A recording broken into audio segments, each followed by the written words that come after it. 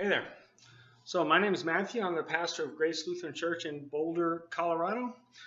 And today, as I'm recording this, it's just a little more than 2 weeks before Ash Wednesday.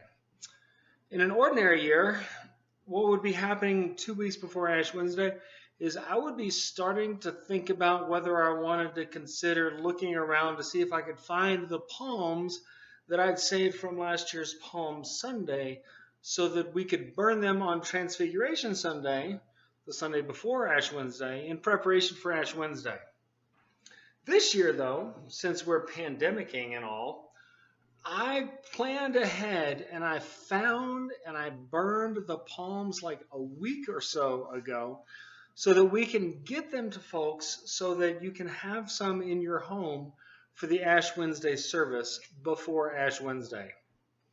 Here they are. I've divided them up into little zippered baggies. Folks that are members of Grace can pick some up and it'll look kind of just like this. Now, here's the thing. When we come to Ash Wednesday liturgy, which is going to be not in person but streamed on the interwebs, like all the rest of our services have been for months and months, you can use them like this. They will be dry and, ashy, but they'll work. You can mark your hand or mark your forehead with them, but it's not a very bold marking there. So what I like to do when I prepare ashes is to mix them with some oil. Now, you're welcome to use canola oil, you're welcome to use avocado oil, you're welcome to use whatever oil you have in your house. But the oil that was ubiquitous in the Holy Land, that still is ubiquitous in the Holy Land, is olive oil. So I'm going to grab some olive oil. I'm going to choose the plain olive oil instead of the olive oil that I have on the shelf over here that is infused with rosemary, or the olive oil that's infused with red pepper, because, it would work just fine, but it'd be a little strange of an odor. So I choose this olive oil. Now, what you don't want to do is just glug, glug, glug, dump it together with the ashes. So let me show you how I'm going to prepare the ashes. I'm going to grab a bowl. And you see that I'm here in my kitchen, so I'm just grabbing stuff that I happen to have. I'm going to grab a spoon as well, because even though you want to dump the ashes into the bowl because it makes it easier to mix them, you don't want to just dump the olive oil into here, because the little zippered bag you get isn't going to have a whole lot of ashes. There's not very many in there. So if you just dump the olive oil in there, you're going to get soupy ashes. Now, they'll work just fine to mark your forehead when we come to that time. But all I'm going to do is I'm going to pour just a tiny little bit of olive oil into my spoon so that I can manage just a little bit better. Now, I've got more olive oil here in my spoon than I want in my ashes. So I'm going to just drop a little drop into there. That was 1 drop. Looks like I want 2 drops in my collection of ashes here. Now I'm going to grab a fork and I'm going to mix them up just a little bit. Now what I've got here is kind of a paste. You can kind of see that. I've got a paste that I can dip my finger into, or my thumb, and it will mark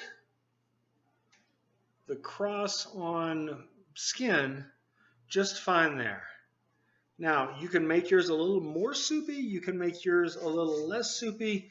You can not even put any olive oil in it at all if you don't want to.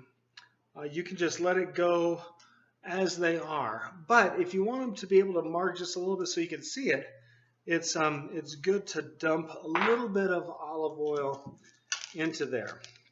Now, also, conversely, what you could do is, and I've got another different bag here.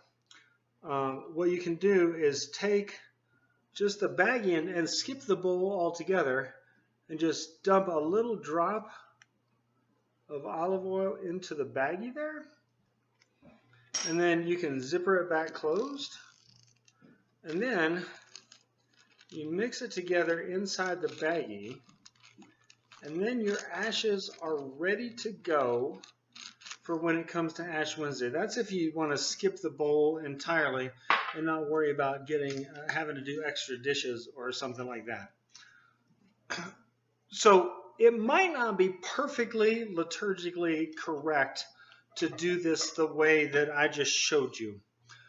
But the truth is that I've been mixing ashes together similarly to this for years and years and years. I mean, once a year, but for years and years and years and years. And it works just fine. Also, there's no liturgical law that says that the ashes have to be from last year's palms.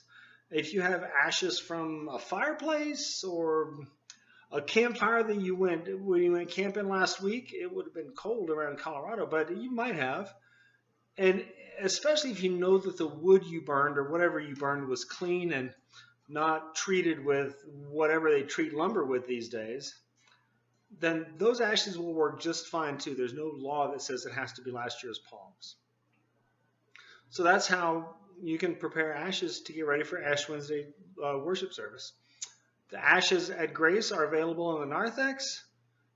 And if you need some delivered, please let me know, and we'll make sure to get those out to you if you're not comfortable coming around other people and places other people have been. Ash Wednesday service at Grace in Boulder will be 7 p.m. That's Mountain Time. And it'll be at the same online link as normal Sunday morning worship services. Peace be with you.